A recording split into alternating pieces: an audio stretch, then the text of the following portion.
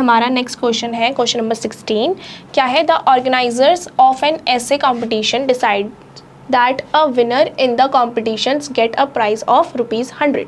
सो क्या बोला है कि एक ऑर्गेनाइजेशन जिन्होंने ऐसे कॉम्पिटिशन रखवाया था, उन्होंने डिसाइड किया कि वो जो विनर होंगे ना उनको 100 रुपीज़ देंगे। जो भी विनर होंगे ऐसे कॉम्पिटिशन्स के उनको 100 रुपीज़ देंगे।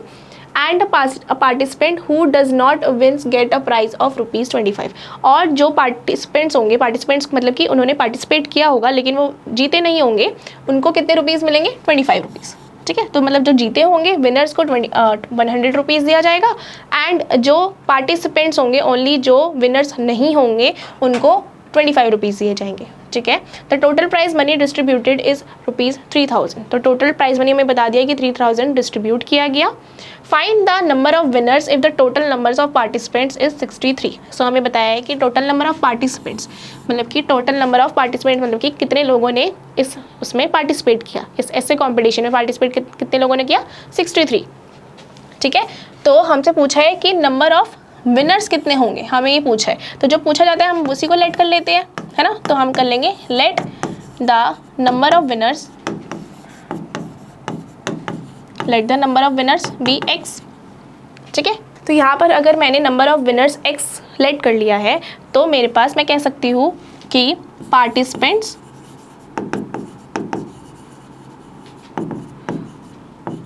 हु डिड नॉट विन, उनके कितने होंगे, मतलब कि वो कितने नंबर्स होंगे उनके पार्टिसिपेंट्स के जो नहीं जीते होंगे। देखो टोटल नंबर ऑफ पार्टिसिपेंट्स कितने हैं? 63 है। तो ऑब्वियसली अगर मैं टोटल नंबर ऑफ पार्टिसिपेंट्स से विनर्स को एक्सक्लूड कर दूँ, हटा दूँ, तो मेरे पास कौन से बचेंगे? वही बचेंगे ना जो नहीं जीते होंगे। तो मैं कह सकती हूँ कि कितना हो जाएगा? 63 में से हम विनर्स को एक्सक्लूड कर देते हैं, मतलब कि माइनस कर देते हैं, तो हमारे पास वो पार्टिसिपेंट्स आ जाएंगे जो नहीं जीते होंगे। अगर मैं बोलूँ प्राइज मनी की बात करूँ तो प्राइज मनी कितना मिला होगा? प्राइज मनी फॉर विनर्स,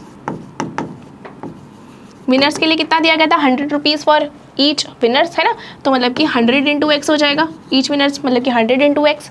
इसी तरह से मैं कह सकती हूँ prize money for non winners कह देते हैं हम।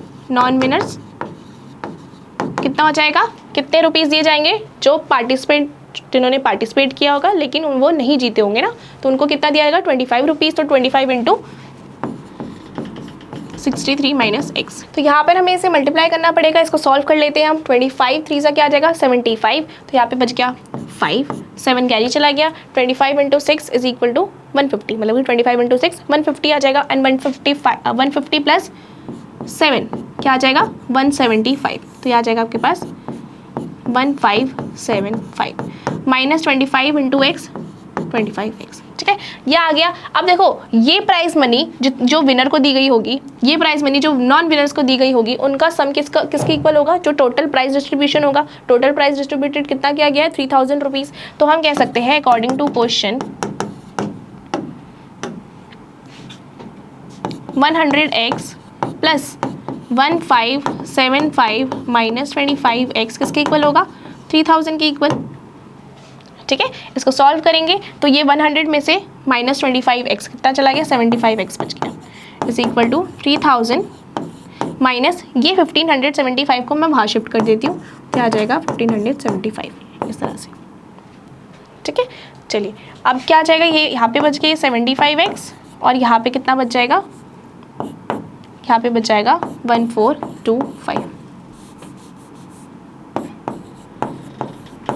इस तरह से। ठीक है, 1425 बच गया। अब x ही रह जाएगा, ये आ जाएगा 1425 अपॉन 75। तो यहाँ से ये 5 से कटेगा, तो 5 से काटेंगे तो 5 1 सा 5। ठीक है, यहाँ पे बच गया 25, तो 5 5 सा 25। ठीक है, आगे इसको भी काट देते हैं। 5 से 5 2 सा 10 बचा 42, 5 8 सा 40 एंड 25 बचा, तो 5 5 सा 25। इसके आगे भी कट रहा है। ठीक है, आगे भी काट देते हैं। तो ये 5 3 सा 15, आगे कटेगा 5 5 सा 25 एंड बचा 35, तो 5 7 सा 35। ठीक है, आगे 3 से कटेगा तो ये आ जाएगा 3 1 सा 3 एंड 3 9 सा 27। इस तरह से हमारे पास x की क्या वैल्यू आ गई? x की वैल्यू आ गई 19 के इक्वल। अब जहाँ x की वैल्यू आ गई हमारे पास 19 के इक्वल, तो हम कह सकते हैं कि अब हमारे पास नंबर ऑफ विनर्स निकल कर आ गए। तो हम कहेंगे कि हमारे पास नंबर ऑफ विनर्स कितने आए? नंबर ऑफ विनर्स आ गए 19। तो हम कह सकते हैं कि टोटल 63 पार्टिसिपेंट्स में से 19 पार्टिसिपेंट्स ऐसे थे जो विनर्स थे। क्लियर है? चलिए, इसी के साथ हमारी एक्सरसाइज 2.2 यहाँ पर कवर होती है।